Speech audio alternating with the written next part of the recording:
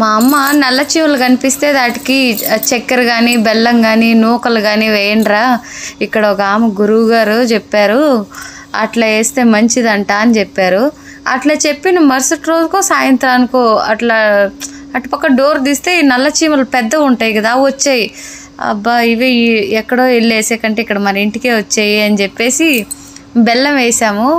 ఇంకా కొన్ని ఉన్నవి ఇంకా చాలా వాటి ఫ్రెండ్స్ని బంధువులని అన్నిటినీ తీసుకొచ్చినట్టున్నాయి.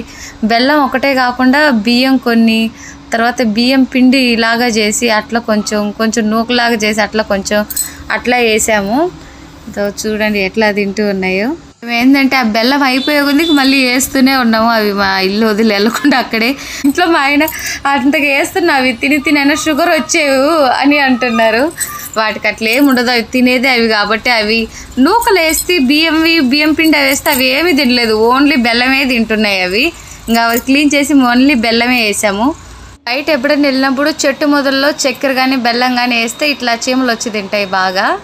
నూకలు కూడా తిన్నంత తిని అట్లే దాచుకుంటాయి. వర్షాకాలంలో బయట వెళ్ళలేవు కదా అప్పుడు తినడానికి.